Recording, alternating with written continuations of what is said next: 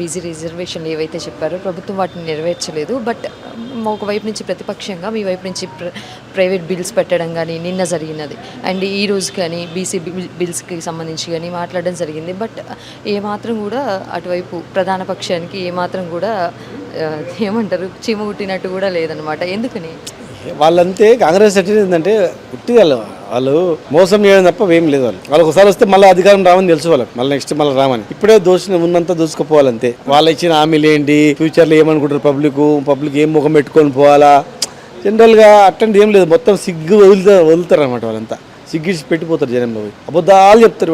ఏమన్నా అబద్ధమా ఏంటది? పెళ్లిళ్ళు వేసుకుంటాను వాయిదా ఏమన్నా, పెళ్లిళ్ళు వాయిదా వేసుకోండి 15 రోజుల్లో తులం బంగారం అని కామారెడ్డి డిక్లరేషన్ సిద్ధరామయ్య గారిని తీసుకొచ్చి డిక్లరేషన్ పెట్టి ఒక్కటనే అయిందల్లా. 20,000 కోట్ల బడ్జెట్ ఎవరు ఇయర్ ఇస్తామన్నారు. 1,00,000 కోట్లు 5,000 సంవత్సరాలు అన్నారు. ఇలా 60% జనాభా ఉన్న వాళ్ళకు 3.85% పెట్టింది. అంటే 4% పెట్టలేదు.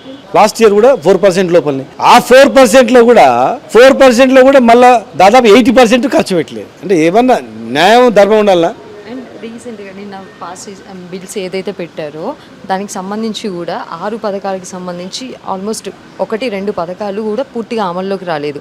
వాటి గురించి కానీ మళ్ళీ రైతు బంధు గురించి కానీ వేటి గురించి డిస్కస్ చేయలేదు. ఎందుకంటే రైతుల గురించి కానీ చూడమని చెప్తున్నా కదా, రైతులు అంటే వీళ్ళకు నచ్చదు. రైతులు కష్టాల్లో ఉండాలి. ఆత్మహత్యలు చేసుకుంటా, చేనులు ఎండిపోయి వరి కంకులు పెట్టుకొని, కరెంట్ లేక దీపాలతో ధర్నాలు చేస్తుండాలా, ఊర్లలో తాగనికి నీళ్ళు లేక బిందెలతో ధర్నాలు చేస్తుండాలా, పేదరికం ఉండాలా, వృత్తులు బాగుపడద్దు అంటే అప్పుడే వీళ్ళకు పార్టీ గుర్తొస్తుంది అనేట్లా వాళ్ళ భావన. ప్రజలు బాగుపడాలా, దేశం బాగుపడాలనే ఆలోచన లేదు. ఉంటే ఇన్ని సంవత్సరాలు దేశాన్ని పరిపాలించారు, రాష్ట్రాలను పరిపాలించి ఏమైనా ఉందా ఇక్కడ? నిన్న మొన్న ఇచ్చిన హామీలు ఏంది? కామారెడ్డి డిక్లరేషన్ ఏమన్నా కూడా చేసిండ్రా? ఒక్క పైసా ఖర్చు కానీ కూడా చేయలేదు కదా. విద్యా ఉద్యోగాలు ఇస్తామని రిజర్వేషన్ ఇచ్చిండ్రా? విద్యా ఉద్యోగాల రిజర్వేషన్ ఇవ్వలేదు, బడ్జెట్ కేటాయించలేదు, బీసీ కులవృత్తులకు ఇచ్చినట్టు హామీలు నెరవేర్చలేదు. 2 మా రాజ్యసభ సీట్లు వస్తే 1 బీసీలకు ఇవ్వలేదు, మంత్రి పదవులలో 42% బీసీలకు ఇవ్వలేదు, కార్పొరేషన్ చైర్మన్ల మంత్రి ఇవ్వలేదు. ఎక్కడ కూడా సామాజిక న్యాయం అనేది ఇక్కడ వాళ్ళకి ఏ కోశైనా లేదు.